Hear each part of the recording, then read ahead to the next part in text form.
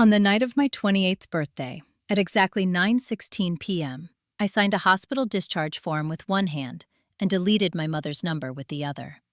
11 days earlier, I had been dragged out of a wrecked car with 2 shattered ribs and a fractured hip, and the only thing my mother asked me was whether I could order myself a ride home. Before I tell you how a $312 invoice ended up costing my parents their entire house, do me a quick favor. If you've ever felt like the invisible one in your own family, hit like, subscribe, and drop your city and local time in the comments. I read every single one. It reminds me I'm not the only one who's lived through something like this. I didn't cry in that hospital room. That's the part people don't understand. I was lying there with dried blood on my neck, a hospital bracelet cutting into my wrist, and a nurse adjusting my IV. And I felt nothing. Not anger, not sadness, just quiet. The kind of quiet that comes right before something breaks. My name is Eliza Warren. I'm 28 years old, and I'm a commercial HVAC technician in upstate New York.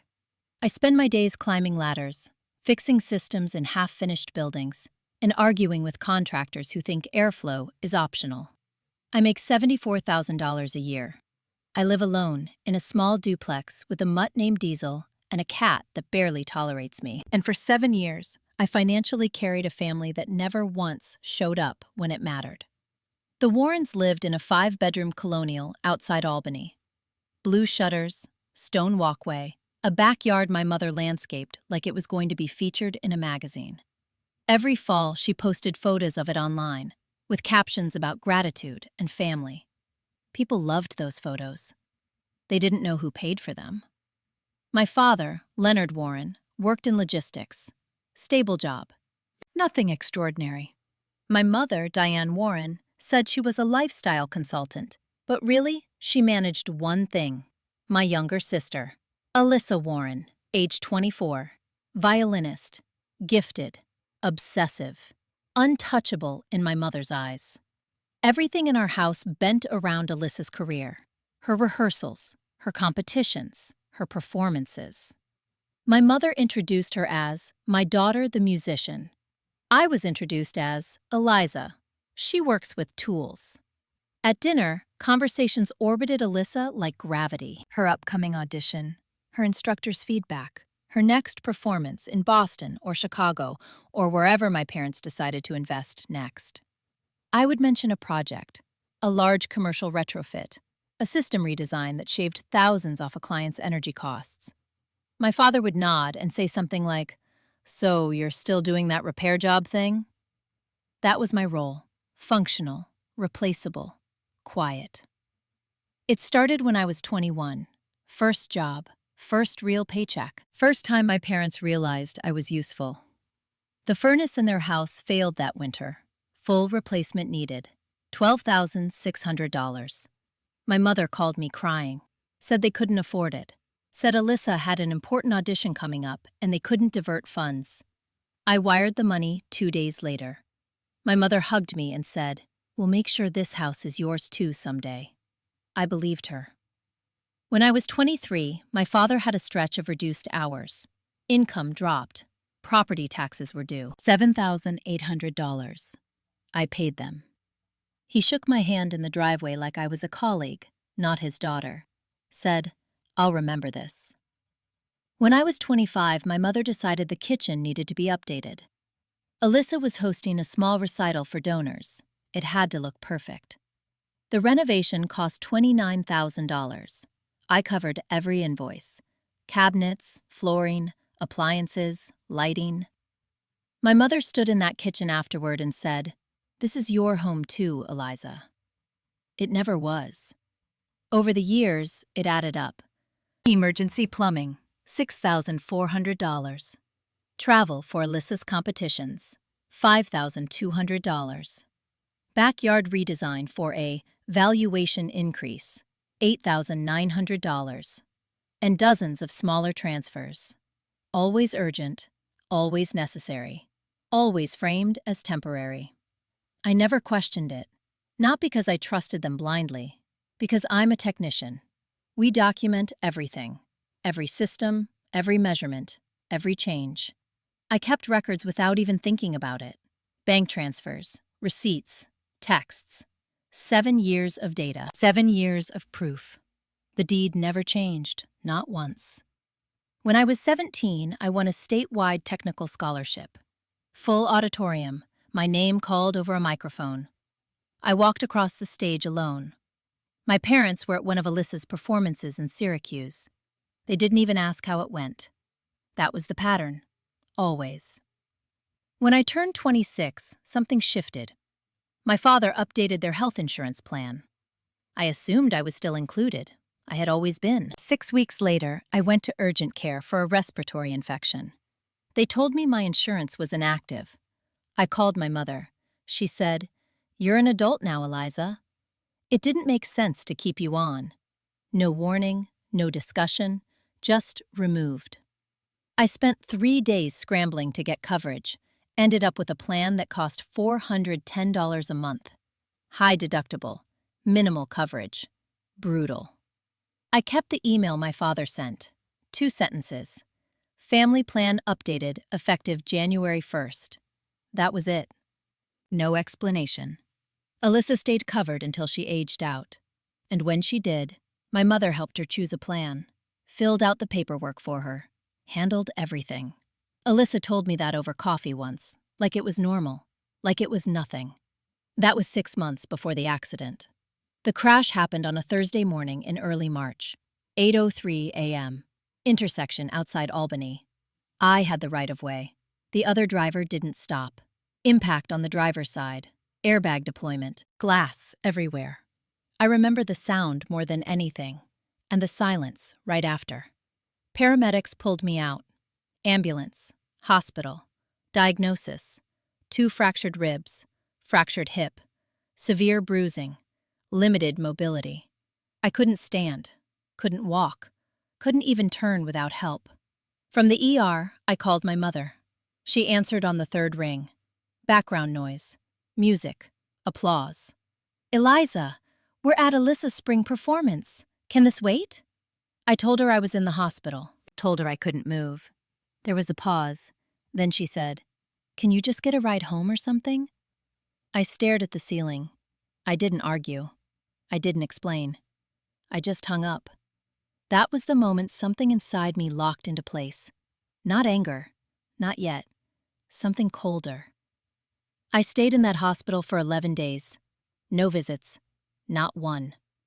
My best friend, Rachel Kim, came every other day, brought food, handled my work emails, sat with me in silence when I couldn't sleep. On day 7, I stopped updating my parents. They didn't notice. When I was discharged, Rachel drove me home. My apartment was exactly how I left it. Cold, quiet, mail scattered on the floor. Diesel wasn't there. I had asked my parents to watch him before the accident. Rachel helped me inside, sorted the mail, bills, insurance notices, advertisements. Then she stopped. She was holding an envelope, cream-colored, my name on it, my mother's handwriting. I knew before I opened it that something was wrong. Inside was a printed invoice. At the top, Warren Household Services.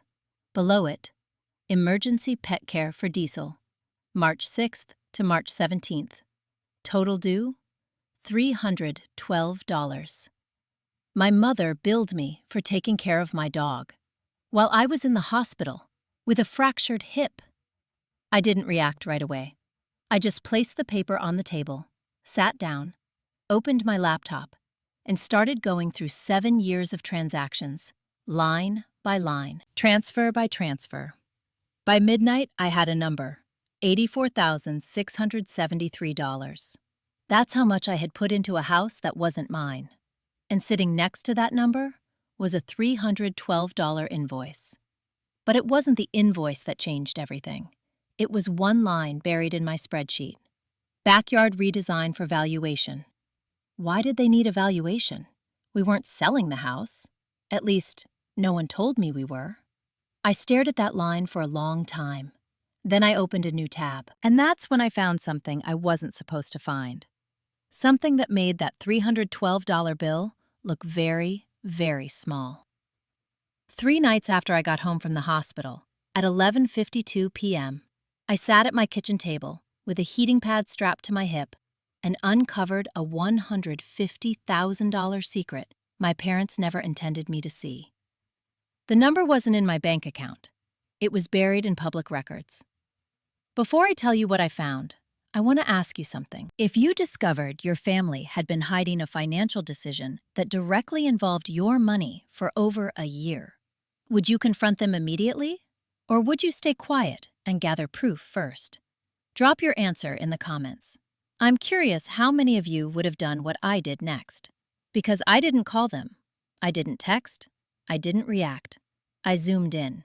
I typed my parents' address into the county property records database.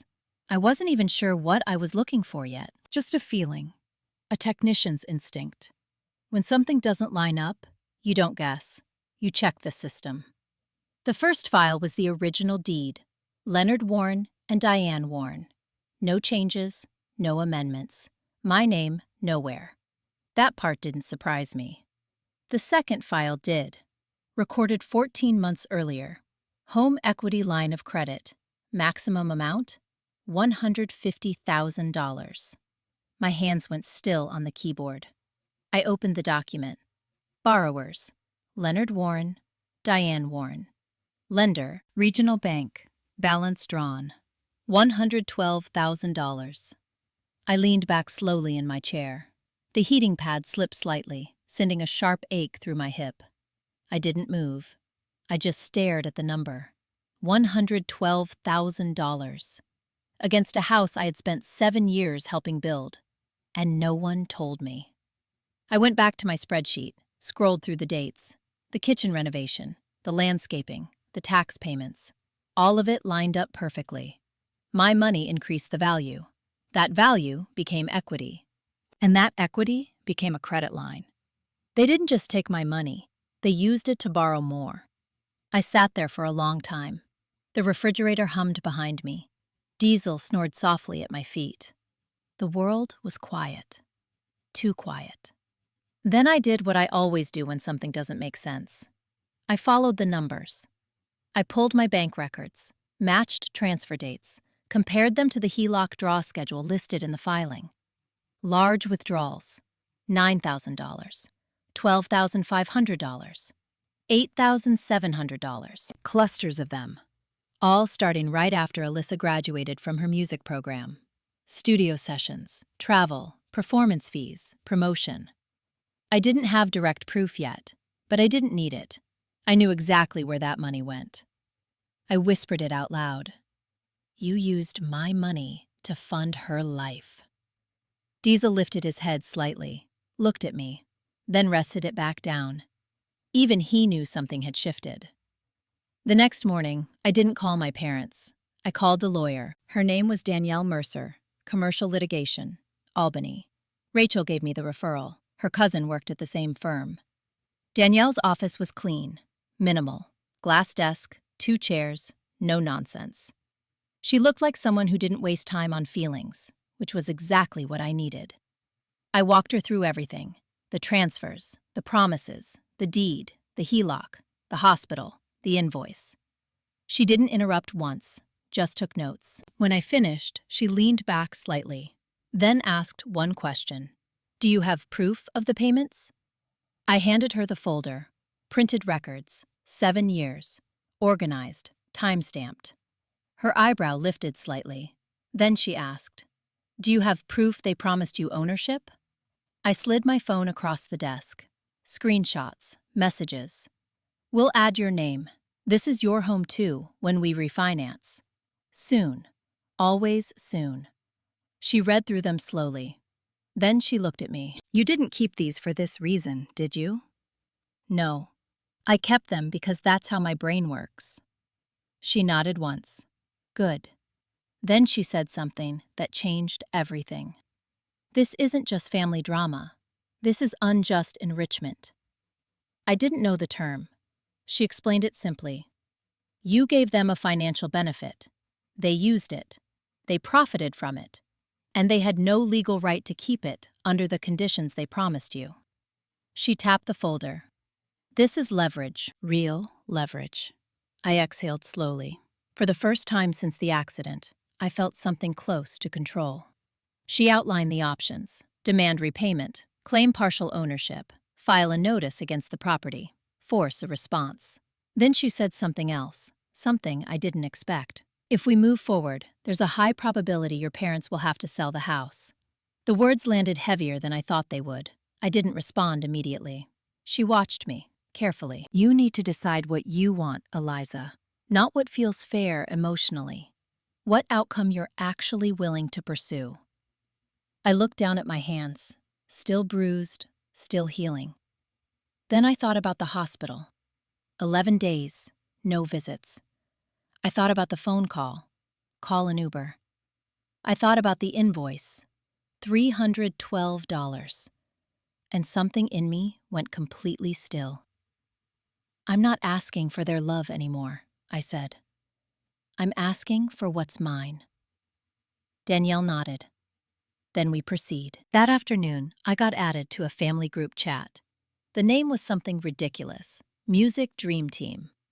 My mother had created it. Of course she had.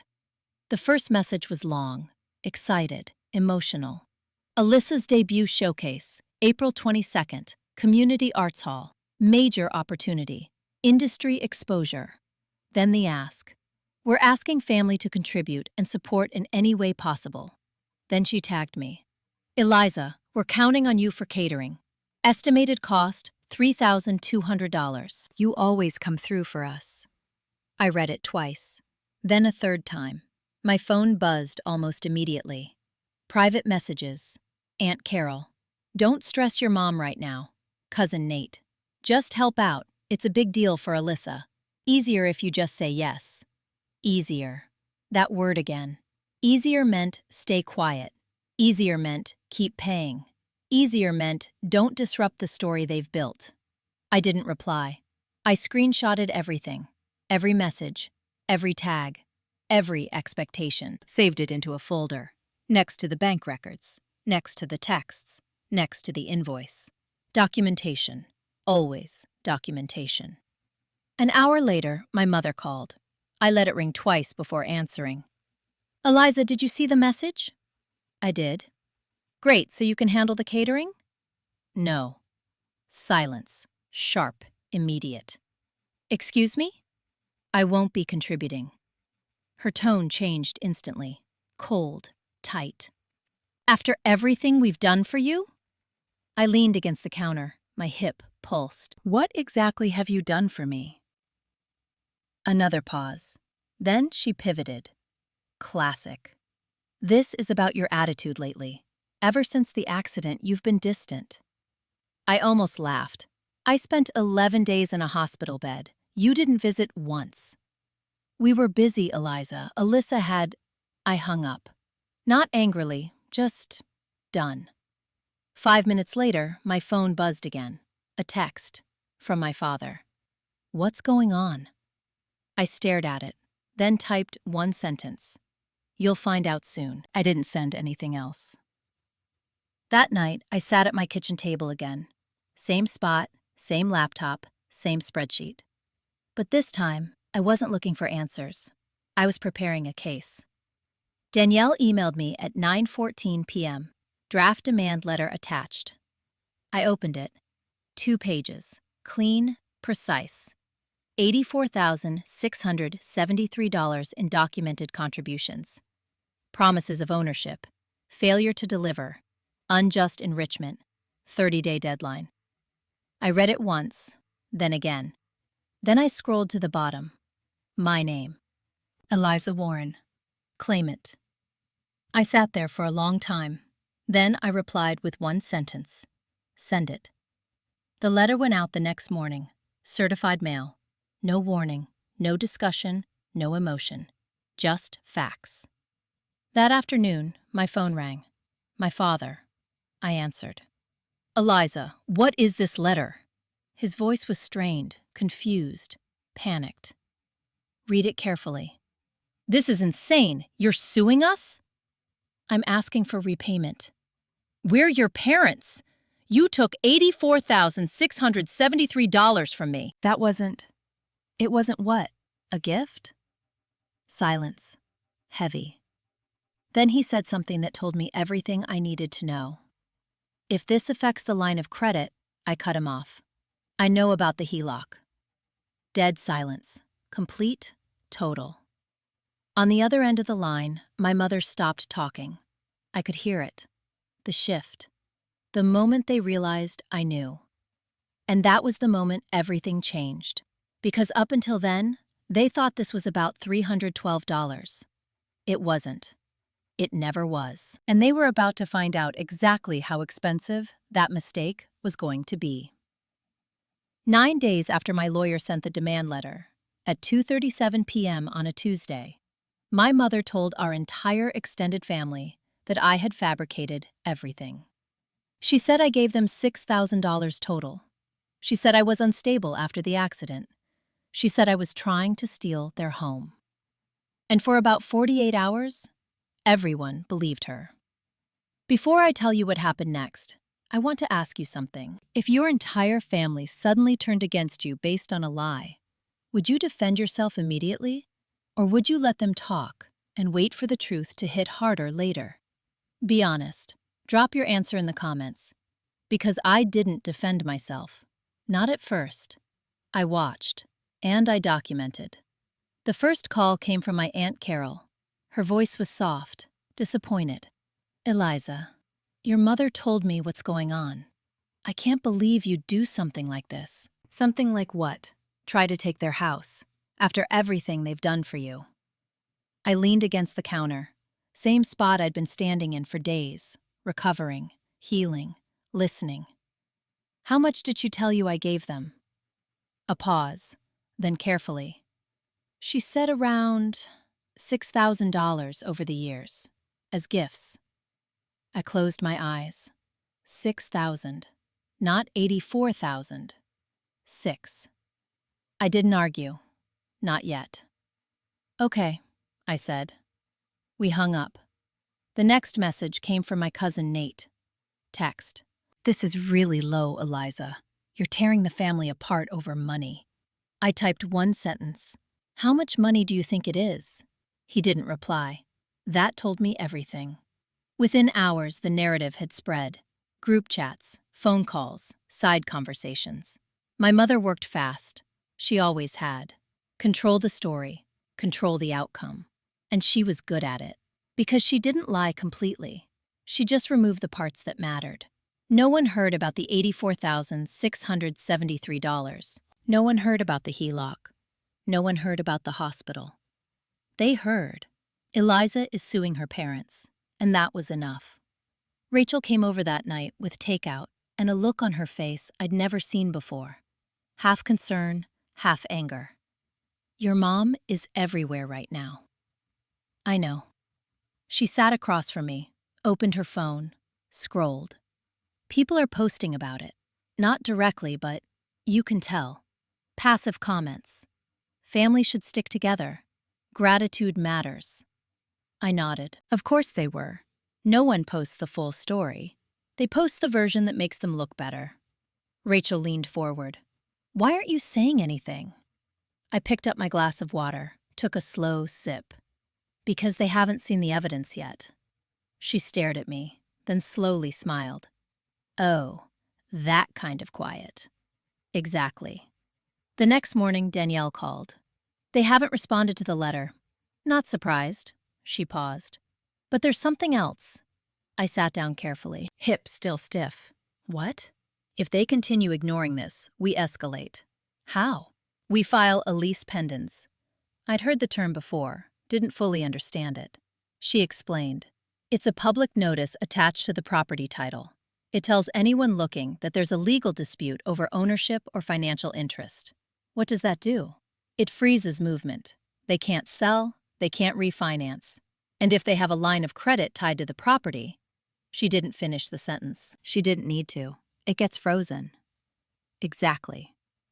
I let that sink in. $150,000 line. $112,000 already used. And suddenly, cut off. When? If they don't respond by the deadline, next week. I nodded slowly. Do it. No hesitation, no second guessing, just a decision.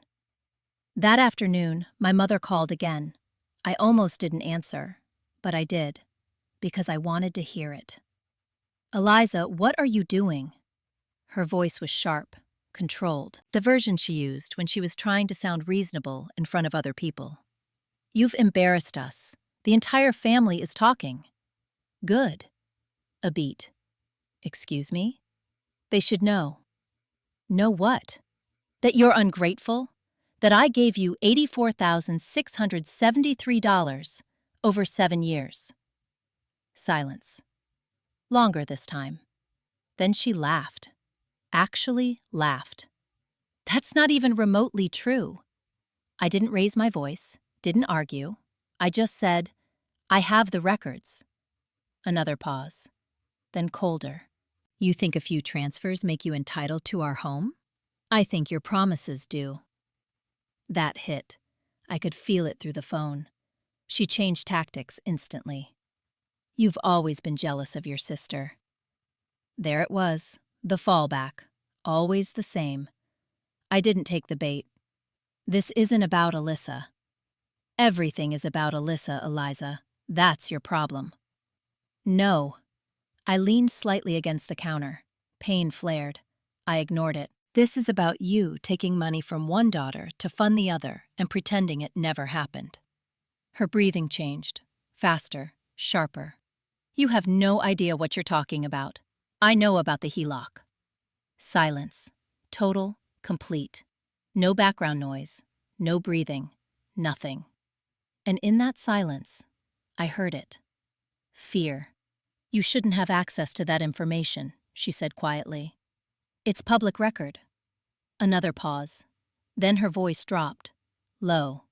Dangerous. "You need to stop this." "Or what?" "You'll regret it." I smiled slightly. Not because it was funny, because it was predictable. "I already regret 7 years," I said. Then I hung up. That night, I couldn't sleep. Not from anxiety, from clarity. Everything was lined up now. The money, the records, the lies, the timing. It all fit, like a system diagram finally making sense. Rachel had left. Diesel was asleep. The apartment was quiet. I opened my laptop again, not to check anything, just to look at it. The folder. 7 years. Every transfer, every promise, every message. I clicked open one of the texts, from my mother. "We'll add your name soon. This is your home too." Timestamp. 5 years ago. I stared at it for a long time. Then I closed the laptop. Because I didn't need to look anymore.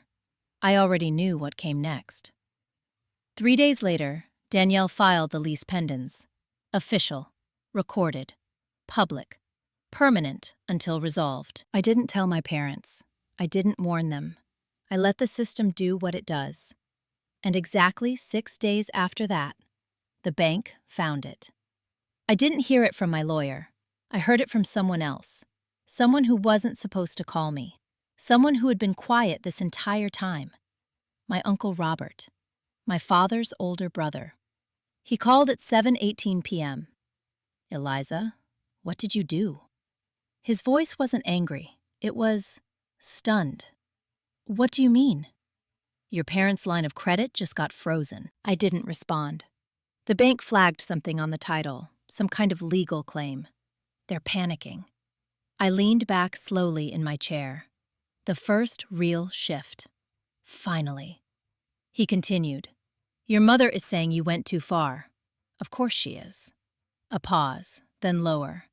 "Eliza, how much money are we really talking about?" There it was. The first crack. Not accusation, not judgment. A question. I answered calmly. $84,673. Silence. Long. Heavy. Then he said something my mother couldn't control. "That's not what she told us." "I know." Another pause, then quieter. "Send me the proof." I didn't hesitate. I emailed him everything. Bank records, transfers, messages. 7 years of truth. As an engineer, I don't argue. I present data, and data doesn't care who it hurts. That night, for the first time, the story started to change. But not publicly. Not yet. Because what my mother didn't know was that the real damage wasn't coming from me anymore. It was coming from inside the family. And she had no idea who was about to turn on her next. 4 days after my uncle saw the records, at 6:42 p.m. on a Sunday, my father called me for the third time in 1 week.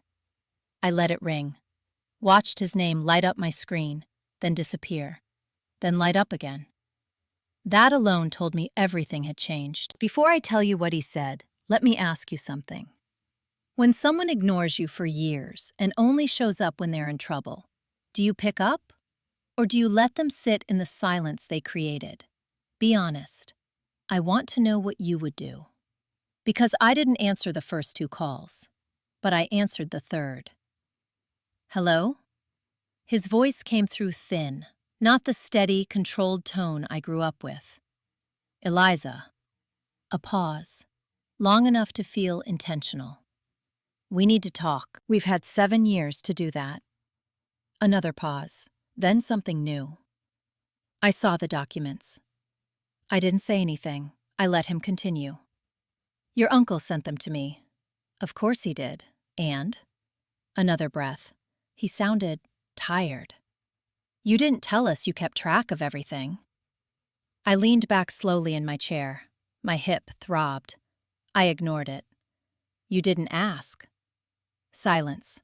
Then quieter. It's more than I thought. That was the first admission. Not an apology, not accountability, but a shift. He couldn't deny the numbers anymore. And numbers are hard to argue with. What did you think it was? Your mother said. I cut him off. I know what she said. Another pause. He didn't defend her. That was new too. Then he said something that landed differently. We need to fix this before it gets worse. Before it gets worse. I almost laughed. You mean before the bank calls again? Silence. I heard movement on his end. A chair, a door closing. He didn't want her hearing this. Eliza, the line of credit is frozen. I know, we can't access anything, not $1. I said nothing. The weight of that statement sat there.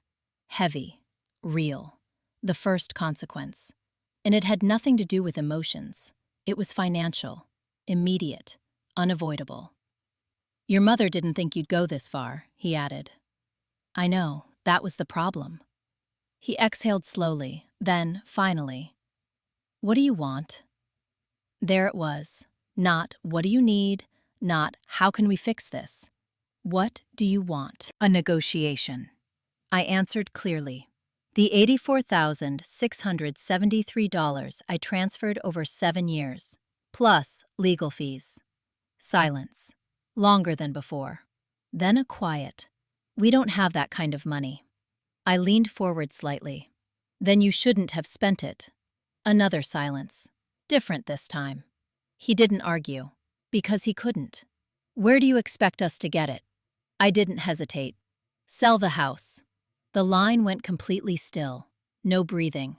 No movement. Nothing. Then his voice came back, barely above a whisper. That's not an option. It's the only option. Your mother will never agree to that. I leaned back again. Then I guess this goes to court. Another long pause. Then something I didn't expect. She's already calling everyone. Of course she is. Telling them what? That you're forcing us out. I nodded slowly to myself. Of course. Always the victim. Always the story.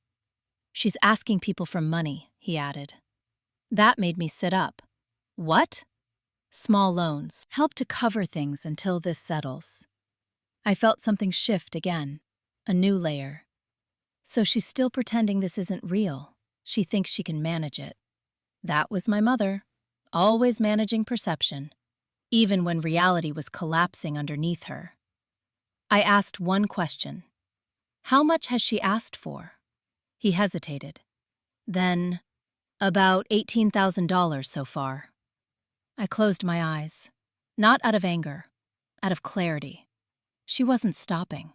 She was doubling down, pulling more people in, expanding the damage. This doesn't fix anything, I said. I know. Then why is she doing it?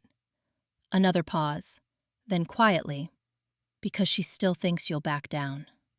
That landed. Hard. 7 years of patterns. 7 years of compliance. 7 years of being the one who fixes everything. She was betting on history. She was wrong. I'm not paying for this anymore, I said. I'm not asking you to. Then what are you asking? I already told you. The money. And the truth.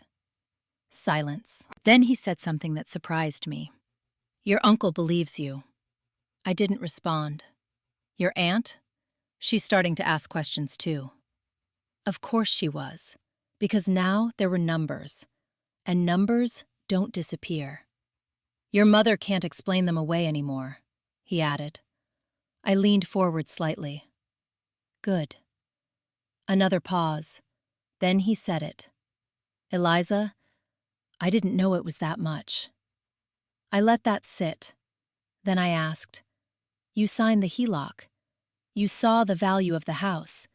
You saw the renovations. You saw the transfers. You didn't know? Silence. Long. Heavy. Then finally, I didn't ask where it all came from. That was the truth, not ignorance, avoidance. And that was worse, because it meant he chose not to see it. I nodded slowly, even though he couldn't see me. That's the problem. We sat in silence for a few seconds. Then he said, What happens next? I answered without hesitation. You have 21 days left to respond to the demand letter. If you don't, Danielle will escalate. How? I didn't soften it. We file for recovery. We push for forced sale. And the court decides. Another long silence, then quietly. Your mother won't survive that. I stared at the wall in front of me, neutral, bare, unemotional. I survived worse. That was the truth. Not dramatic, not exaggerated, just fact. He didn't argue because he knew. We ended the call without resolution. No agreement, no apology, just reality. That night, Rachel came over again. She brought wine this time, didn't ask, just poured, sat across from me, and said, You look different. How? Calmer. I thought about it, then nodded. I am. She studied me, then asked the question everyone was thinking. Do you feel guilty? I didn't answer right away. I took a sip, let it sit, then said, No. She raised an eyebrow. Not even a little? I shook my head. I felt guilty when I paid the first $12,000. I felt guilty when I covered their taxes. I felt guilty every time I said yes when I wanted to say no. This? I looked at her. This isn't guilt. This is correction. She leaned back slightly, smiled. That's a dangerous mindset. I nodded. I know. We sat in silence for a while. Then she asked, What if they actually lose the house? I didn't hesitate. Then they'll finally understand what it feels like to lose something you invested in. That was the moment. The shift from reaction to intention. This wasn't about anger anymore. It was about outcome. And outcomes require patience. 3 days later, something unexpected happened. Not from my parents, not from my lawyer, from Alyssa. She called at 10:11 p.m. I stared at the screen for a long time, then answered. Her voice was different, not polished, not composed, just raw. Eliza? Yeah. A pause. Then, is it true? I leaned back slowly. Depends what you heard. She exhaled. That you gave them over $80,000. I didn't respond immediately. I let her sit in it. Then, yes. Silence. Then I heard it. Not crying, not yet. Something heavier. Why didn't I know? That question cut deeper than anything else so far. Not because it was accusing, because it was honest. I looked down at my hands, then answered. Because no one told you to ask. Another pause, then quietly. Mom said you gave them a little help. Like, small stuff. I nodded to myself. Of course she did. That's not small. No, it's not. We sat in silence for a moment. Then, Alyssa asked the question that changed everything. Where did the rest of the money go? I closed my eyes briefly, then opened them. Into you. Silence. Long. Uncomfortable. Real. And for the first time, I realized something. Alyssa wasn't the enemy. She was the investment, and she had no idea what she cost. She didn't say anything for a long time. Then finally, I need to talk to Mom. I nodded. You should. She hung up. And as I set my phone down, I knew something important had just happened. The story my mother built was starting to crack from the inside.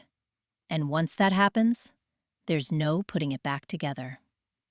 2 days after Alyssa called me, at 8:29 p.m. on a Thursday, my mother slapped her across the face in the middle of their kitchen. I didn't see it happen. I heard about it from the one person my mother never expected would tell me. My father. Before I explain how everything inside that house started to collapse, let me ask you something. If you found out your sibling had been used your entire life without knowing it, would you blame them or the person who built the lie? I want you to really think about that, because the answer isn't as simple as it feels. My phone rang at 9:14 p.m. My father again. I almost ignored it, but something told me this wasn't about money. Hello? His voice was different, shaken. Your sister confronted your mother. I sat up slowly, hips still stiff, but better. About what? About the money. Of course she did. I waited, let him say it. They argued. That wasn't new. But then he added quietly, your mother lost control. I felt my chest tighten slightly. What does that mean? A pause, then, she hit her. The room went completely still. I didn't move, didn't speak, didn't even breathe for a second. Is she okay? Yes.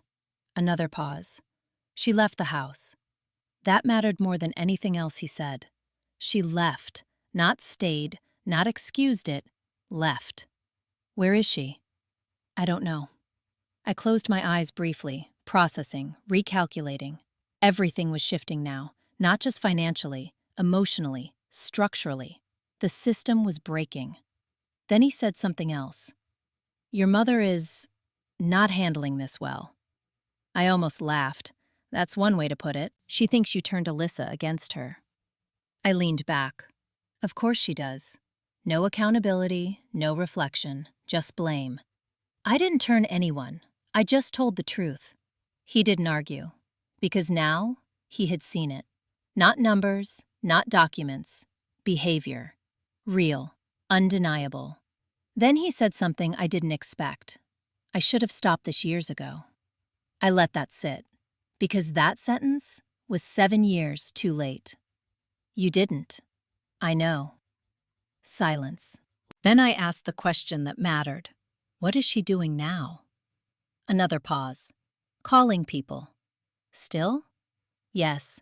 Still asking for money. Still telling her version. Still trying to hold control. I shook my head slightly. Even alone in my apartment, she's not going to stop.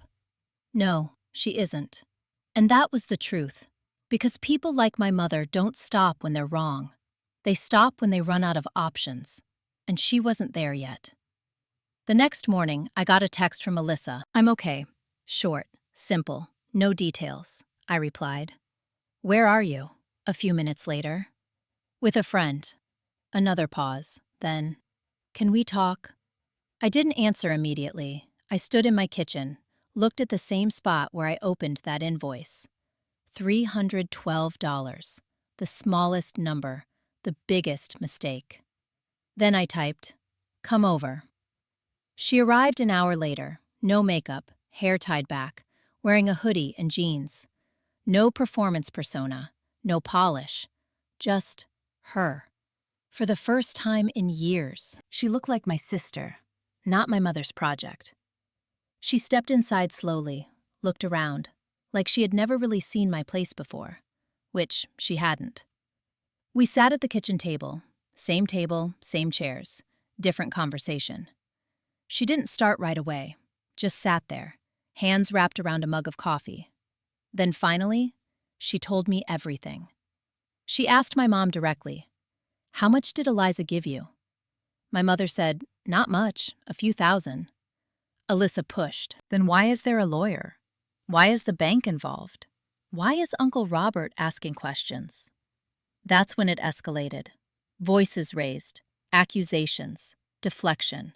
My mother tried to flip it, said I was exaggerating, said I was jealous, said I was trying to ruin the family. Alyssa didn't back down. She asked one simple question, "Then show me the records." That's when everything broke. Because my mother couldn't. There were no records on her side. No proof, no structure, just narrative. And narrative collapses when data shows up. That's when she lost control. That's when the slap happened. Alyssa stopped talking for a moment, just stared at her coffee, then said quietly, "I didn't even feel it at first." That hit harder than the slap itself, because that meant it wasn't about pain, it was about shock. I leaned forward slightly, then asked, "Why did you leave?" She looked up at me, eyes clear, because I finally understood something. I waited. Then she said it. I wasn't the favorite. I was the investment. That was the moment, the exact moment. Everything aligned. Not anger, not guilt, clarity. And clarity is dangerous, because once you see it, you can't unsee it. She continued, "All those trips, all those lessons, all that pressure. I thought it was love." She shook her head. It wasn't. It was expectation. I nodded slowly. Yes. We sat in silence for a while. Then she asked me something I didn't expect. "Do you hate me?" I looked at her, really looked. Not as the golden child, not as the center of everything. Just as a 24-year-old girl who had just realized her entire life was built on someone else's sacrifice. No. She blinked slightly. Then, "Why not?" "Because you didn't know." That was the truth. And truth matters. More than anything else in situations like this. She exhaled slowly, then nodded. "I'm sorry." Not dramatic, not emotional, just honest. I accepted it because it was real. We talked for over an hour about everything: the money, the house, the HELOC, the performances, the pressure, the silence. 7 years compressed into one conversation. Then she asked the question that changed the direction of everything. "What are you going to do next?" I didn't hesitate. "Finish it." She nodded, then asked, "Does that mean they lose the house?" I held her gaze. Yes. She looked down, not surprised, not shocked, just processing. Then she said something I didn't expect. "Good." I didn't react, didn't question it, because I understood what she meant. Not punishment, balance, correction, that same word again. "We're both out now," she added. That mattered, more than anything else, because for the first time, I wasn't alone. 2 daughters, outside the system, looking in, seeing it clearly. And once that happens, there's no going back. As she left my apartment that night, she turned back once, just once, and asked, "Do you think she'll ever admit it?" I paused, thought about it, then answered honestly, "No." And that was the truth. Because people like my mother don't admit. They collapse. And she was getting closer to that point, faster than she realized. But here's the real question. When everything finally comes out in the open, who do you think is going to stand with her? And who's going to walk away? Because the next part of this story is where the silence ends and the truth gets exposed in front of everyone. 17 days after the Liz pendants was filed, at 10:06 a.m. on a Monday, my mother stood in a bank lobby demanding access to money that legally no longer existed. And the bank said no. Not quietly, not gently, just no. Before I tell you what happened next, let me ask you something. When someone loses control over money, status, and narrative all at once, what do you think they fight to keep first? Their image, their power, or the truth? Think about it, because my mother made her choice very clear that day. I didn't hear about the bank incident from her. Of course not. I heard it from my father. Again. He called at 12:32 p.m. "Eliza, she went to the bank this morning." I sat down slowly at my kitchen table. My hip was improving, but long conversations still made it ache. And they wouldn't release anything. Of course they wouldn't. The list pendants was active. The credit line was frozen. The system was doing exactly what it was supposed to do. He continued. She argued with the manager for almost 30 minutes, raised her voice, said it was a mistake, said you had no right. I almost smiled. She said that? Yes. And what did they say? Another pause. Then quietly, they said it's a legal matter now. I leaned back. Let that sink in. Legal matter. Not family, not misunderstanding, not drama. Legal. That word changes everything. She didn't accept it, he added. Of course she didn't. She never had. Not when she could still control the story. But the bank didn't care about her version. Banks care about filings, records, facts, things she couldn't manipulate. What happened after? She left. But she's not okay. I didn't respond to that because I already knew. This wasn't a phase. This was collapse. And collapse doesn't look clean. It looks desperate, messy, loud.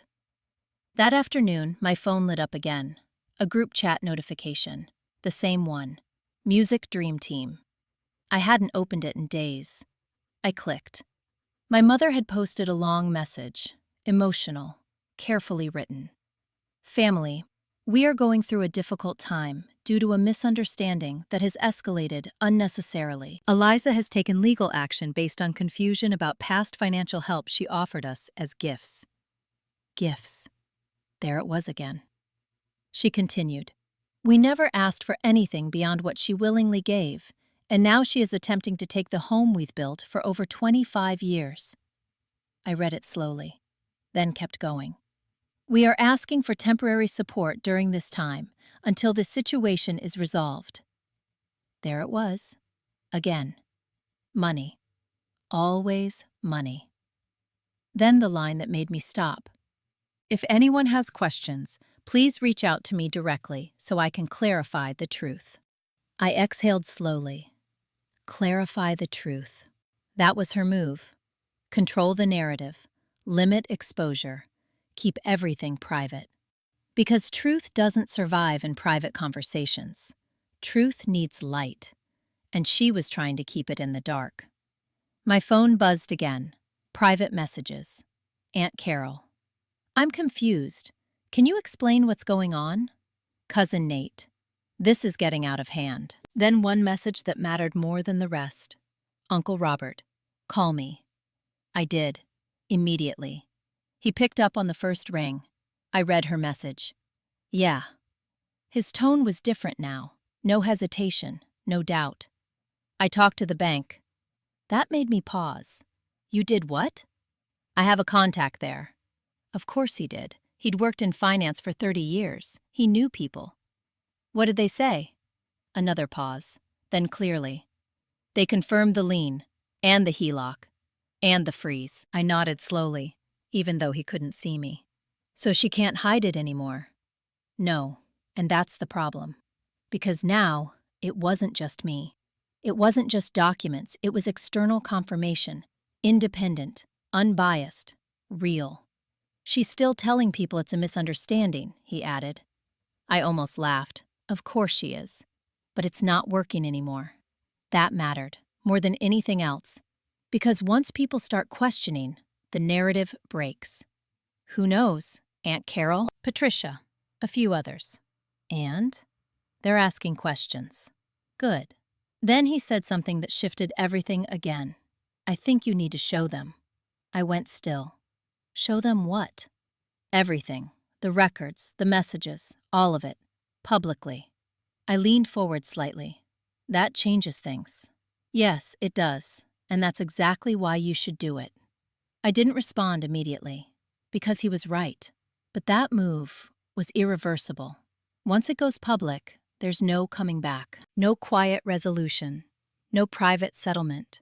Just exposure and consequences. Let me ask you something.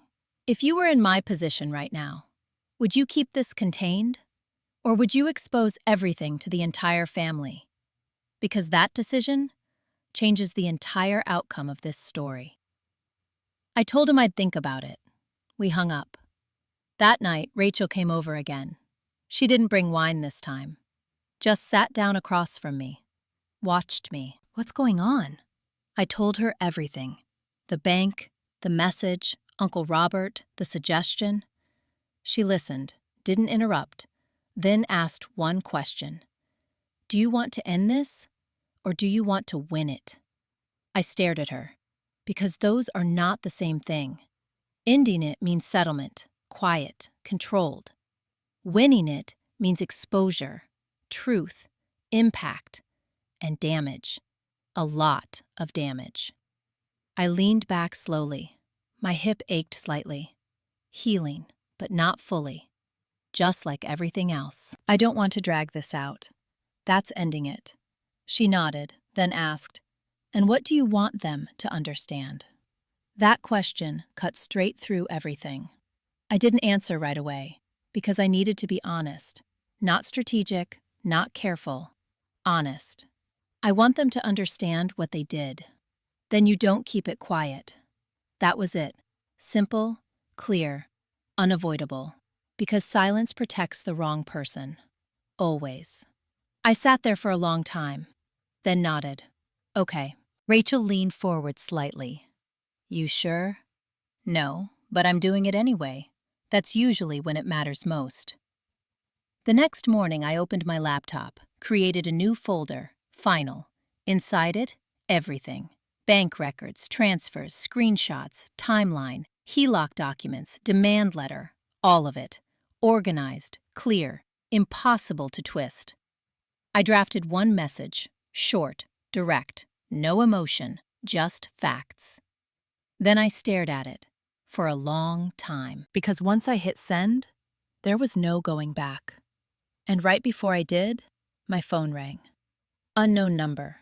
I almost ignored it, but something told me not to. I answered. Hello? A woman's voice, calm, professional. Is this Eliza Warren? Yes. This is Daniel Mercer's office. We've received a response from your parents' attorney. I sat up, fully alert now. Already? Yes. And? A pause. Then, they're not offering a settlement. I felt something cold settle in my chest. What are they doing? They're denying the claim. Every part of it. I went completely still. Even with all the records? Yes. Another pause. Then the sentence that changed everything. And they're preparing to take this to court. I didn't respond immediately.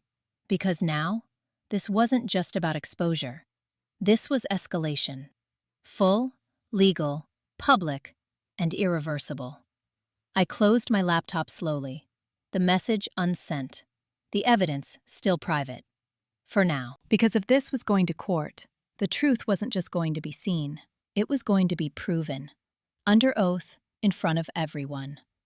And my mother had just made the biggest mistake of her life. She chose to fight facts with denial. And that never ends well.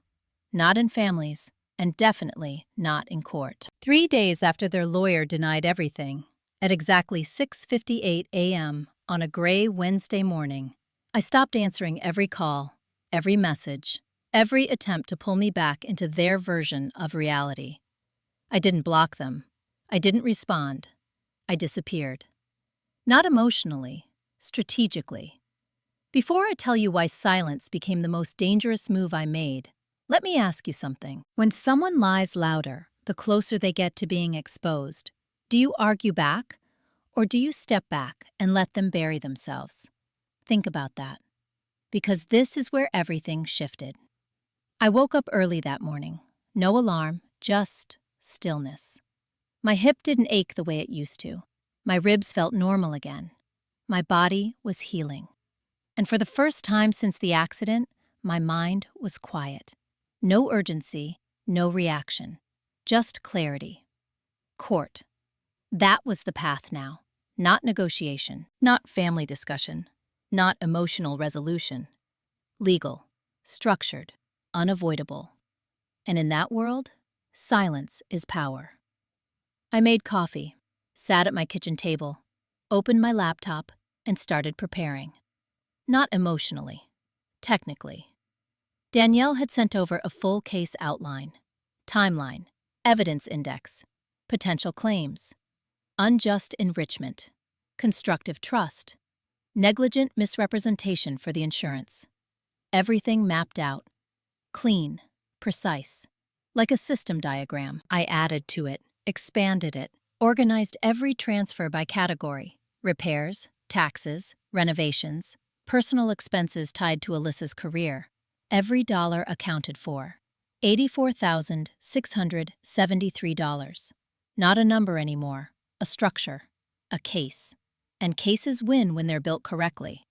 Around 9:12 a.m., my phone started going off. Calls, messages, notifications, all at once. I didn't look at them. Not immediately. I finished what I was doing first, because reacting too early breaks your position. When I finally checked, it was exactly what I expected. My mother. 6 missed calls, 3 voicemails, texts. "Eliza, we need to talk. This has gone too far. You're making a mistake." Then my father. "Call me, please." Then extended family. Aunt Carol. "Your mom says this is going to court. Is that true?" Cousin Nate. "This is insane. You need to fix this." Fix this. That phrase again. Always directed at me, never at the source. I didn't reply to any of them. Not one. Because now, anything I said could be used, misquoted, twisted, weaponized. Silence protects the truth. Talking gives them something to manipulate. Rachel texted around noon. "You're quiet." "Yeah." "You okay?" "Better than okay." She sent back a single message. "Good. Stay that way." She understood. She always did. By 2 p.m., something interesting started happening. The messages changed. Less aggressive. More uncertain. Aunt Carol again. "I just spoke to Robert. Is this really about that much money?" There it was, the shift. From accusation to doubt. I didn't respond, because doubt grows best without interference. Then another message. "Patricia, your mother said this was a misunderstanding, but the numbers don't add up." Of course they didn't, because numbers don't bend. People do, not numbers. I closed my phone, went back to work. Normal work. Emails, project updates, system specs. Because that's another thing people don't expect. When you stop reacting, you keep living. And that unsettles them more than anything. That evening, Danielle called. "We're moving forward with filing." I nodded, even though she couldn't see me. "Timeline? 2 weeks. We'll file the complaint, serve your parents, begin formal proceedings." I exhaled slowly. This is really happening. Yes. Then she added something important. "From this point forward, do not communicate with them directly." I already stopped. Good. Let everything go through me. That was the final shift, from personal to legal, from daughter to claimant, from family to opposing parties. That's when you know there's no going back. That night, I sat on my couch, Diesel at my feet. The apartment quiet, peaceful. For the first time in weeks, no chaos, no emotional spikes, no urgency, just stillness. And in that stillness, I realized something. I wasn't angry anymore. Not at my mother, Not at my father. Not even at the situation. I was done. And being done is more dangerous than being angry. Because anger reacts. Done executes. At 8:47 p.m., my phone buzzed again. Alyssa. I stared at the screen for a few seconds, then answered. Hey. Her voice was calmer than before, steadier. I talked to a lawyer. That caught my attention. You did? Yeah, about everything. And? A pause. Then, he said you're going to win. I didn't react, didn't feel satisfaction, just confirmation. He also said, if this goes to court, they'll probably have to sell the house. I leaned back slightly. Yes. Silence. Then she asked, do you want that? I thought about it, not emotionally, logically. It's the outcome of what they did. That's not the same as wanting it. No, it's not. She exhaled slowly, then said something I didn't expect. I'm not going back there. I sat up slightly. What? I moved my stuff out today. That was fast, decisive, clean. Where you staying? With a friend for now. I nodded. Good. Then she added, Mom thinks I'll come back. Of course she does. She always thinks that. Because people always have. Until now. Alyssa's voice shifted slightly, softer. I don't think she understands what's happening. I stared at the wall in front of me. She understands. She just doesn't accept it. That's different. A long pause. Then, what happens when she realizes she can't fix it? I didn't answer right away, because that question had only one real answer. She won't fix it. She'll break. Silence. Then quietly, I don't want to see that. I understood, I really did. But reality doesn't adjust to comfort. I know. We stayed on the line for a few seconds. Then she said, I'm glad you didn't back down. That mattered. More than anything anyone else had said so far, because it came from the one person who had the most reason to resent me. And she didn't. That meant everything. After we hung up, I sat there for a while, thinking. Not about the case, not about the money. About the pattern. 7 years. Of saying yes. Of fixing things. Of absorbing impact. And now? Nothing. No reaction. No support, no participation, just silence. And that silence was doing more damage than any argument ever could. Because without me responding, they had nothing to push against. No friction, no resistance, just consequences. And consequences don't negotiate. 3 days later, Danielle filed the lawsuit. Official, stamped, entered into the system. Eliza Warren versus Leonard Warren and Diane Warren. I didn't celebrate, didn't react. I just read it once, then closed the file. Because now, it wasn't a story anymore. It was a case. And cases don't care about feelings. They care about evidence. And I had 7 years of it. But here's the part no one saw coming. The part that changed everything again. Because while I stayed silent, my mother didn't. She couldn't. And what she did next didn't just damage her credibility. It destroyed it, publicly, completely, in a way she would never recover from. And it happened in a place she thought she still controlled. 5 days after the lawsuit was officially filed, at 7:25 p.m. on a Saturday, my mother scheduled a family support dinner at a restaurant she couldn't afford anymore. And she invited everyone. Extended family, close friends, people who still believed her version, people she needed to convince. What she didn't know was that this dinner was the beginning of the end. Before I tell you what happened that night, let me ask you something. If someone is losing control of the truth, do you think they double down in private? Or do they try to win back the room in public? Because my mother chose the second option. And that choice cost her everything. I didn't get the invitation directly, of course not. I got it forwarded to me, from Uncle Robert. One line under it. You might want to see this. The message from my mother was long, emotional, carefully written. Family means everything. In times of misunderstanding, we come together, not apart. I'd love for everyone to join us Saturday evening to talk openly and support each other through this difficult moment. Talk openly. That almost made me smile, because my mother had never wanted openness. She wanted control, and control only works when no one challenges it.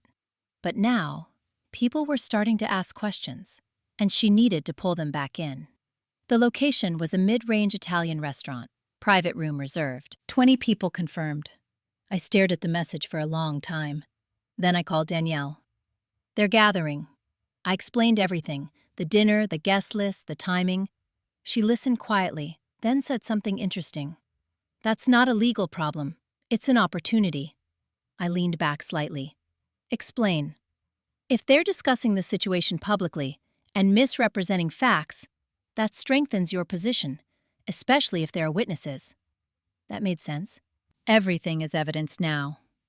Exactly. Then she paused. Are you going? I hadn't decided yet. No. Then consider this. If they're controlling the narrative in that room, and you're not there, what do you think happens? I didn't answer, because I already knew. They win the room, at least temporarily.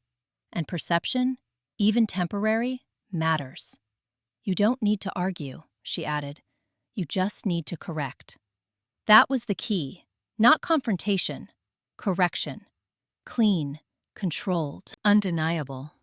I ended the call. Sat there for a long time. Then texted Uncle Robert. What time?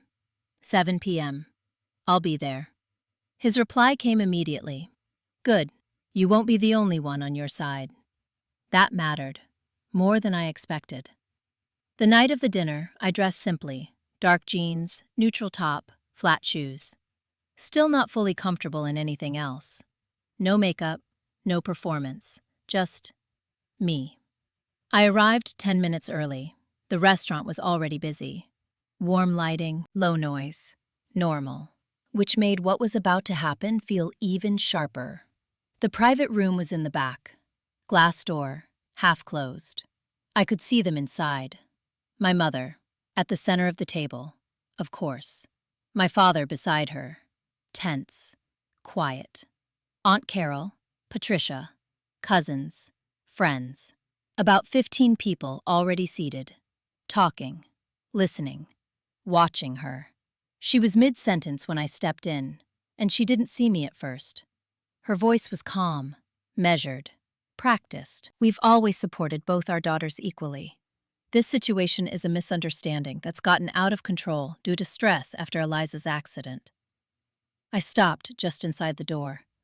Didn't interrupt, didn't move, just listened. She continued. She gave us some help over the years, yes, but it was never anything formal. We never agreed to any ownership. This is being exaggerated into something it's not. There it was.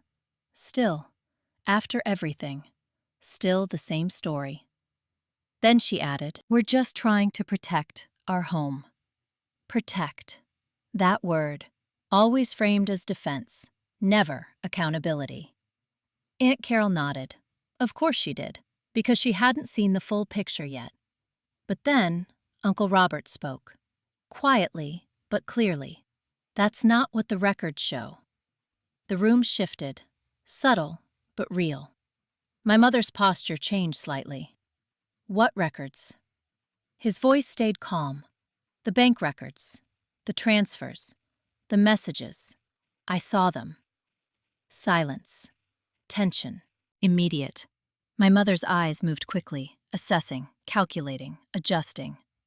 Robert, you don't understand the full context. I stepped forward. Now she saw me, and everything stopped. Every voice, every movement, every thought in that room shifted to me. Eliza. My name. From her mouth. Soft, controlled, but tight. I walked in slowly. Not dramatic, not rushed, just steady. I didn't sit, I didn't greet anyone. I just stood. I heard you were explaining the situation. No one spoke, because everyone knew. This was the moment. My mother tried to recover. Of course, We were just discussing. Then let's be clear. I didn't raise my voice, didn't need to. The room was small. My voice carried. Over the past 7 years, I transferred $84,673 to this household. I paused, let it land. No one interrupted. No one moved. I continued. Every transfer is documented. Every amount, every date. I looked around the table, made eye contact, one by one, then back to her. I was promised ownership interest in return, multiple times, in writing.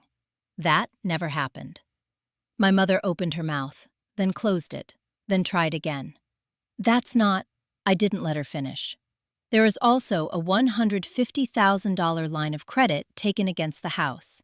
My money increased the value used to secure that line. That line is now frozen because of a legal claim. Silence. Heavy. Unavoidable. Then I added the one thing she couldn't twist. This is not a misunderstanding. This is a documented financial dispute, and it's already in court. Aunt Patricia leaned back in her chair, slowly, eyes wide. Carol stopped nodding, completely. One of the cousins looked down at their phone, avoiding eye contact. The room had shifted, not emotionally, factually. And facts are hard to argue with in real time. My mother tried one last move. Eliza, this isn't appropriate. I looked at her, direct, calm. Neither was billing me $312 for my dog while I was in the hospital. That line cut through everything. Because it wasn't about numbers. It was about behavior, character, reality. No one defended her. Not one person. Not even my father. He just sat there, looking at the table. Because silence can also be an answer. I didn't stay. I didn't argue. I didn't escalate. I said one final thing. If anyone here wants to see the documentation, I'm happy to share it. Then I turned and walked out. The door closed behind me. Soft. Quiet. Final. I didn't look back. Didn't need to, because I already knew what was happening inside that room. The narrative had collapsed. Completely. And once that happens, there's no rebuilding it. But here's the part no one expected. That dinner didn't just expose the truth. It triggered something else. Something my mother couldn't control. Because one person in that room didn't stay silent after I left. And what they said next accelerated everything, faster than any lawsuit ever could. 20 minutes after I walked out of that restaurant, at exactly 8:02 p.m., my Aunt Patricia stood up in that private dining room and asked my mother a question she couldn't answer. And for the first time in her life, no one came to her rescue. Before I tell you what happened inside that room after I left, let me ask you something. When the truth finally lands in a room full of people who've been lied to, do you think they stay quiet to keep the peace? Or do they start asking the questions that were never allowed before? Because that night, they chose questions. I didn't go home immediately. I sat in my car in the parking lot, engine off, hands on the wheel, just still. Not shaking, not emotional, just processing. Because I knew something had shifted, not just legally, socially. And social collapse spreads faster than legal consequences. My phone buzzed at 8:11 p.m. Uncle Robert, I answered. You should have seen it after you left. I leaned my head back slightly. Tell me. He didn't rush, didn't dramatize, just facts. Like me. Patricia asked your mother to explain the $84,000. Of course she did. And? Silence. Then she said she didn't have exact numbers. I almost smiled. Of course she didn't, because she never tracked anything. She never needed to. Until now. Then Carol asked about the messages, the promises. Your mother said they were taken out of context. Predictable. Then someone else asked about the HELOC. That made me sit up slightly. Who? One of Diane's friends. Her husband works in banking. I exhaled slowly. That mattered. A lot. Because once financial people hear numbers, they don't ignore them. What did he say? He asked why a line that large was taken out, if the family was financially stable. I nodded. Exactly. That's the right question. And? Your mother said it was for renovations. I let out a quiet breath, still trying to control it, still trying to redirect. Then Robert paused, then said, "That's when it broke." I didn't interrupt, didn't ask, just listened. Patricia asked to see the records, right there, at the table. I closed my eyes briefly. There it was, the moment. And? Your mother said she didn't have them. Of course, because the records weren't hers, they were mine. And without them, she had nothing. Then what happened? Silence. Long, heavy. Then Robert said quietly, "People started leaving. Not dramatically, not loudly, just one by one. Excuses, early mornings, other plans. But everyone knew. They weren't leaving the dinner. They were leaving the narrative." I sat there in my car, listening, feeling something settle. Not satisfaction, not revenge, just confirmation. The system was correcting itself. What about Dad? He stayed. Didn't say much, but he didn't defend her. That mattered. Because silence, on his side now, was no longer support. It was distance. And distance breaks alliances. What about Alyssa? She wasn't there. That didn't surprise me. She had already stepped out. She didn't need to witness this part. Robert continued. Your mother tried to regain control. Of course she did. She said you were manipulating things, that you were using legal threats to confuse people. I nodded. Standard move. But no one really engaged with it. That was the key. Because once people stop reacting, the narrative loses power. Then he added something that changed everything again. Eliza, people are talking now. I sat up slightly. What do you mean? Not just in the family. Outside. Neighbors. Friends. The community. I felt a small shift in my chest. How? Word spreads, especially when it involves money and lawsuits. He paused. And your mother? She's not handling it well. That again. Not handling it well. But now, it meant something different. What did she do? Another pause. Then, she started calling people after they left, trying to explain, trying to fix it. I shook my head slightly, still chasing control. Yes, but it's not working. That was it, the tipping point. Because once it stops working, the fall accelerates. We ended the call. I sat in my car for a few more minutes, then started the engine. Drove home. Slow, steady. No rush. Because there was nothing left to chase. Everything was already in motion. That night, I didn't open my laptop. Didn't check the case. Didn't review anything. I just sat on my couch, Diesel curled up next to me, and let the silence settle. Because for the first time, it wasn't empty. It was complete. The next morning, my phone looked different. Not quieter, different. New messages, different tone. Aunt Carol. I didn't know it was that much. Patricia. We need to talk. Cousin Nate. This got out of hand. Out of hand. That phrase again. But now, it didn't mean what it used to. Before, it meant I went too far.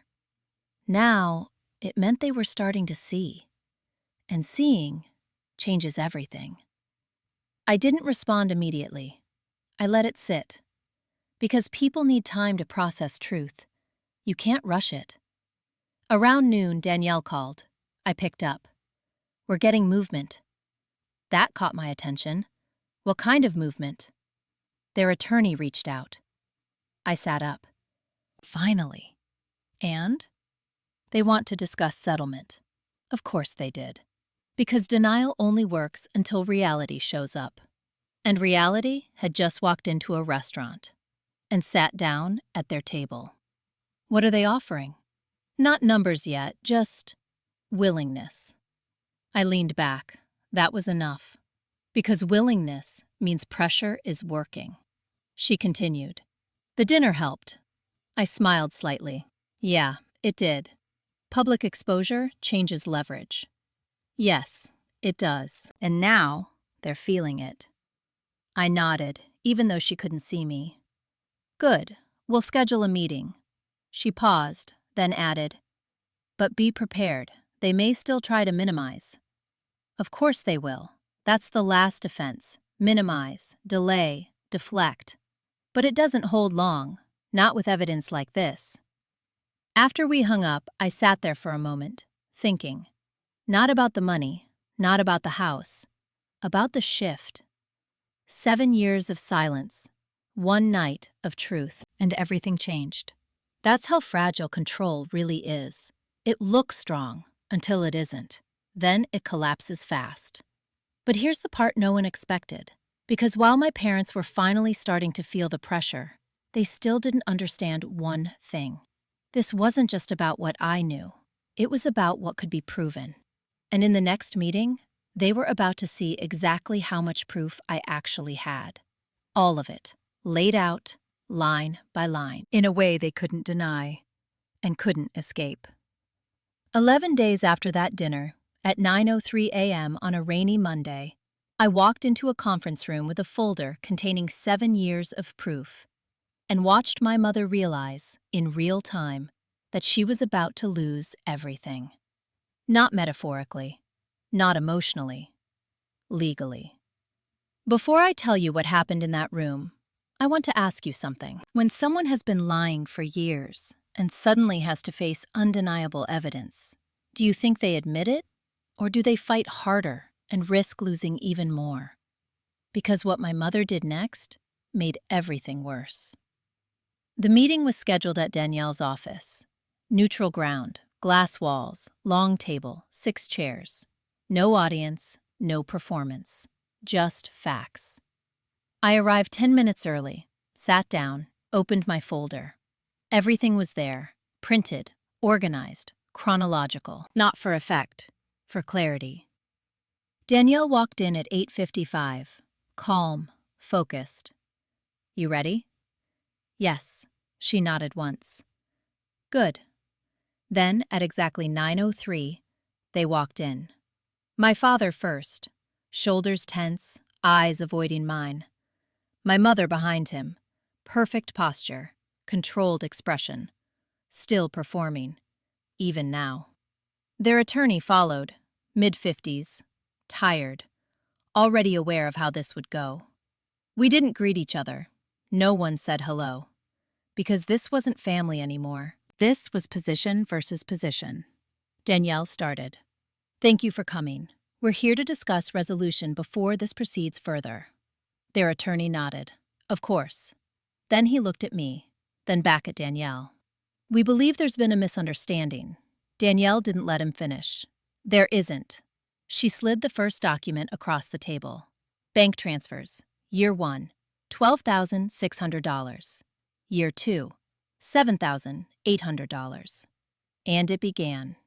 Not fast, not aggressive, systematic. Page by page, transfer by transfer. Every number, every date, every description. My father's eyes dropped immediately, locked onto the table. He didn't look up again. My mother held her posture, at first, until the numbers kept coming. $29,000, $6,400, $8,900, $5,200, line after line. Then Danielle placed the summary sheet in front of them. Total, $84,673. Silence. Heavy. Unavoidable. Their attorney adjusted his glasses, flipped through the pages. Slower now, more careful, because he knew. This wasn't weak, this was structured. Then Danielle added the next layer. Text messages, printed, highlighted. We'll add your name. This is your home too, when we refinance. 43 instances. My mother's handwriting. My father's replies. Their words, not mine. Their attorney read them, then looked at my parents, then back at Danielle, then said quietly, "This is extensive." "Yes, it is." Danielle's voice didn't change, didn't need to, because facts carry their own weight. Then she placed the final document. HELOC filing, $150,000. Balance drawn, $112,000. And said clearly, this line of credit was secured using property value, significantly increased by Ms. Warren's contributions. That's when my mother finally spoke. "This is completely out of context." Her voice sharp, controlled, but cracking. "These were gifts." There it was, still, after everything. Danielle didn't react. She just asked one question. "Were gifts ever tied to promises of ownership?" Silence. My mother didn't answer, because she couldn't. Then she tried again. "We supported her for years." I leaned forward slightly. First time I spoke. "How?" She looked at me, direct, angry now. "We raised you." I held her gaze.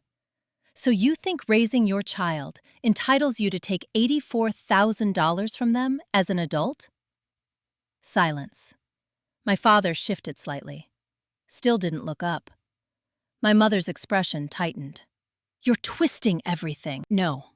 My voice stayed calm, even, measured. "I'm correcting it." That line landed, hard, because it wasn't emotional, it was precise. Danielle stepped in again.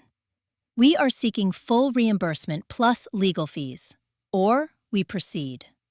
Their attorney leaned back, exhaled slowly, then finally said what everyone in the room already knew. "If this goes to court, you will likely lose." He wasn't talking to me, he was talking to them. My mother turned toward him. "You're supposed to defend us." "I am, and this is me doing that." Silence.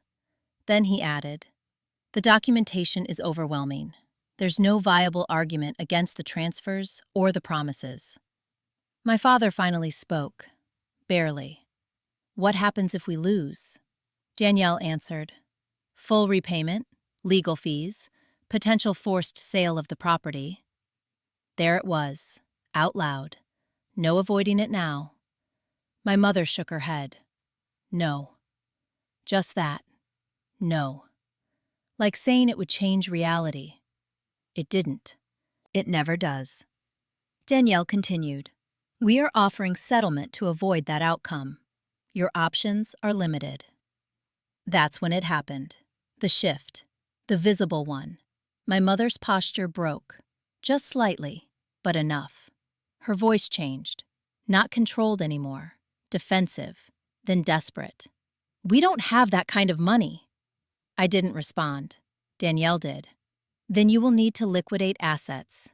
The house. The word hung there. Heavy. Final. My mother's eyes snapped to mine. "You would do that?" I held her gaze, steady. "You already did." Silence. Complete. Because that was the truth. She didn't lose the house because of me. She lost it because of what she did with it. That's the difference, and she knew it, even if she would never say it. The meeting ended without agreement. No numbers, no signatures, just reality. Their attorney asked for time. Danielle gave them 7 days, not more, because at this point, delay only hurts them. We stood up. Chairs moved, papers gathered. My father walked out first, still silent, still avoiding. My mother stayed 1 second longer, looked at me, and said quietly, "You're destroying this family." I didn't hesitate. "No, I'm ending what you built." That was the moment. Not loud, not dramatic, but final. Because there was nothing left to argue, nothing left to explain, just consequences. As I walked out of that office, I felt something I hadn't felt in a long time. Not relief, not satisfaction, control, complete. Because now, everything was in motion, and nothing could stop it. But here's the part that changed everything again. Because after that meeting, my mother didn't accept reality. she escalated, one last time, in a way that wasn't private, wasn't contained, and wasn't smart. She decided to take the story public, fully. And what happened next? Ended everything. 4 days after that meeting, at 6:14 p.m. on a Friday, my mother went live on Facebook and told 1,200 people that I was stealing her home. And for the first 3 minutes, she controlled the narrative. Then the comments started. Before I tell you what happened, I need to ask you something. When someone lies publicly in a way that can be proven false, do you think it protects them or destroys them faster? Because what my mother did that night didn't save her. It ended her. I didn't know she was going live. Rachel texted me. Are you seeing this? I wasn't. I opened the link. There she was. Perfect lighting, carefully framed background. The kitchen. The same one I paid for. She was sitting at the island, hands folded, voice soft, controlled. I'm coming on here because I've been silent too long. That was the opening. Victim tone, measured, familiar. There's been a lot of misinformation about my family. She paused, looked directly into the camera. My daughter has taken legal action against us. Comments started immediately. What? Why? That's horrible. She continued. We have always supported both our daughters equally. Any financial help she gave was out of love, not obligation.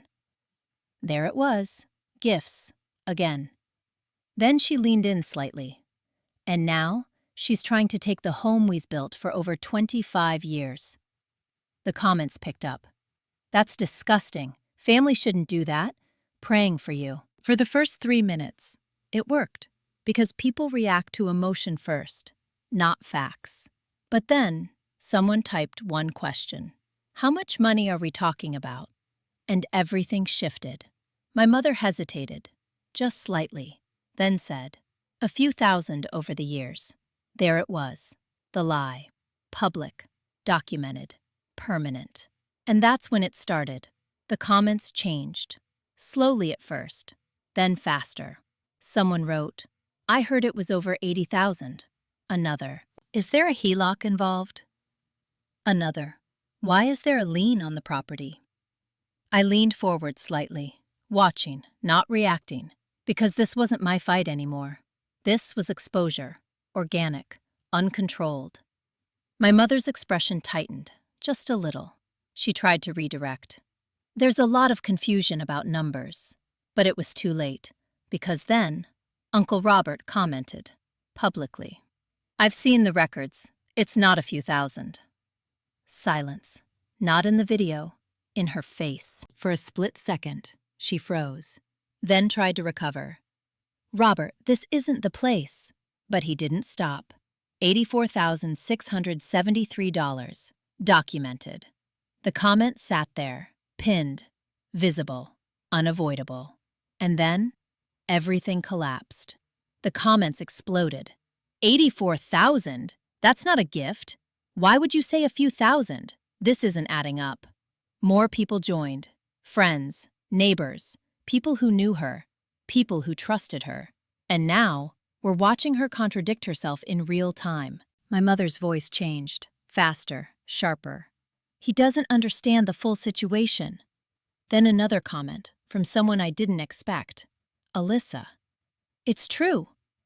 Silence. Total, complete. Even through a screen, you could feel it. My mother stopped talking, just for a second. But that second was everything. Because now it wasn't just one person. It wasn't just me. It was both daughters, aligned, publicly.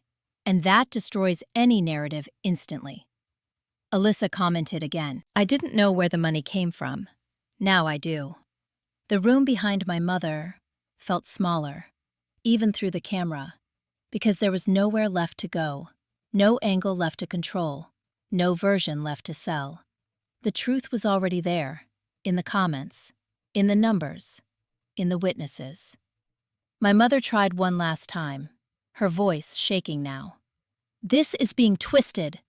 But no one was listening anymore. Because once people see the truth, they don't go back. The live ended abruptly. No closing, no explanation, just gone. I sat there, phone in my hand, not shocked, not emotional, just still. Rachel called immediately. That was insane. Yeah, she destroyed herself, not me, not the lawsuit, her. Because the worst thing you can do is lie where people can check you in real time. That night, my phone didn't stop. Messages, calls, notifications. But the tone had changed completely. Aunt Carol, I'm so sorry. Patricia, we didn't know. Cousin Nate, this makes more sense now. More sense. That phrase. Simple, but powerful. Because it means the truth finally landed. And once it lands, everything else rearranges around it. Danielle called later that night. I assume you saw that. I did. She paused, then said something important. That may have just ended this. I leaned back slightly. How? Public contradiction. Multiple witnesses. It weakens their position significantly. Translation? They can't deny anymore. Not without looking worse. And in legal situations, credibility matters a lot. She continued. Expect movement quickly. She was right. The next morning, at 9:08 a.m., we got it. Their attorney, formal communication. They're ready to settle. No denial, no argument, just terms. I didn't feel victory, didn't feel satisfaction, just inevitability. Because this was always the outcome. It just took longer for them to accept it. Danielle reviewed the offer, then called me. They're agreeing to full repayment. I closed my eyes briefly. $84,673, plus legal fees. Another pause. Then, and the insurance claim, they're agreeing to that too. That mattered, because that was separate, specific, proven. They had no defense. Total amount? Just over $120,000. I exhaled slowly. And the house? They'll have to sell. Of course they would. There was no other way. The numbers didn't allow it. They never did. We finalized everything within 10 days. Paperwork, signatures, transfer agreements, all of it. Clean, legal, final. And just like that, it was over. But not emotionally. Not yet. Because consequences don't end when paperwork is signed. They show up after, in silence, in distance, in what's left behind. And what my parents had left was almost nothing. But here's the part I didn't expect. Because when everything settled, when the house was gone, when the money was transferred, there was one thing I had to decide. And it had nothing to do with court, nothing to do with money. It was about what I was going to do with them, after everything. 6 months after the settlement closed, at 7:08 a.m. on a quiet Sunday, I stood barefoot in my own kitchen, holding a mug of coffee, and realized no one could take anything from me anymore. Not my money, not my time, not my silence. Before I finish this story, I want to ask you something. When everything finally settles, when the noise is gone and the outcome is clear, what matters more to you? The justice you got, or the peace you kept? Think about that, because I didn't understand the difference until it was over. The house sold in early fall. Final price? $462,000. After mortgage payoff, HELOC balance, legal settlement, fees, and closing costs, my parents walked away with just under $11,000. 26 years in that house, reduced to one small check. The Sub-Zero fridge stayed. The hardwood floors I paid for stayed. The backyard redesign I funded increased the sale price for someone else. That part felt fitting, because for the first time, I wasn't the one losing something I invested in. They moved into a 2-bedroom rental across town. No yard, no upgrades, no performance. Just space and consequences. I didn't go see it. I didn't need to, because I already understood what it represented. Not punishment. Correction. That word again. Correction. The settlement money hit my account in 2 transfers. Clean, documented, final. I paid off my medical balance, all of it. No debt, no pressure, no lingering weight tied to that accident. Then I did something I had never done before. I bought property. Not a dream house, not a statement. A small 2-bedroom home with a narrow yard and a quiet street. My name was the only one on the deed. The first night I slept there, I didn't feel proud. I felt steady, like something had finally locked into place. No uncertainty, no dependency, no waiting. Just ownership. Real. Complete. Rachel came over that Sunday. Brought wine. Of course she did. We sat on the floor because I hadn't bought furniture yet. Diesel stretched out between us like he owned the place, which he probably did. She looked around, then at me. "You did it." I shook my head slightly. "No, I fixed it." She smiled. "That's better." We sat in silence for a while. Then she asked, "Do you miss them?" I thought about it.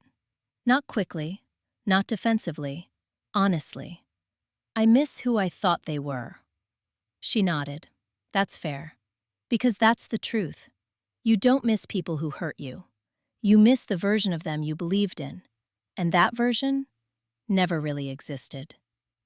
My father texted me once a month. Always the same message. 5 words. I should have done better. No explanation, no excuses. Just that. I never replied. Not because I hated him, because I wasn't ready, and I wasn't going to pretend I was. That's something I learned. You don't rush healing to make other people comfortable. My mother never reached out. Not once. Not a call, not a message, not even a reaction. And that told me everything I needed to know. Because silence can mean peace, or it can mean pride. And hers was pride. Alyssa and I met once a month. Coffee, halfway between our places. She took a teaching position at a small music school. Kids, beginner level, nothing glamorous, no spotlight, no pressure. And she looked lighter every time I saw her, less polished, more real. She told me about her students, the way a 7-year-old struggled with rhythm, the way a teenager almost quit and then didn't. Small things, but they mattered to her. Because for the first time, she wasn't performing. She was choosing, and choice changes everything. One afternoon, she asked me something. "Do you ever regret it?" I looked at her, then out the window, then back. No. Not even a little? I shook my head. "I regret waiting 7 years." That line stayed with her. I could tell, because it stayed with me too. The $312 invoice is still in my house, framed. Not as a joke, not as revenge, as a reminder. Because that piece of paper didn't start the problem. It revealed it. Sometimes the smallest thing is the clearest signal. People ask me if it was worth it, if the money justified the fallout, if losing my family was too high a cost. Here's my answer. I didn't lose my family. I lost access to a system that only worked when I gave and they took. That's not loss. That's release. If someone only values you when you're useful, they don't value you. That's the truth. And truth doesn't always feel good, but it is always clean. There's a sentence I wrote on a sticky note the day I moved into this house. I keep it on the inside of my kitchen cabinet. I see it every morning. If I have to pay to be loved, I'm not loved. That's it. That's the lesson. Not legal, not financial. Human. Because boundaries are expensive. But so is staying where you're not respected. And one of those costs keeps increasing. The other ends. I chose the one that ends. Let me ask you one last thing. If you were in my position, would you have stopped earlier? Or would you have done exactly what I did and seen it all the way through? Drop a 1 if you would have done the same. Drop a 2 if you would have walked away sooner. And if this story made you think about someone in your life, someone who only calls when they need something, pay attention to that. That pattern doesn't fix itself. You fix it. My name is Eliza Warren. I'm 28 years old, and for the first time in my life, everything I have is actually mine. If you made it this far, thank you. There's another story waiting for you. It's about a woman who found out her name wasn't on her own wedding venue contract. Trust me, you're going to want to hear that one too.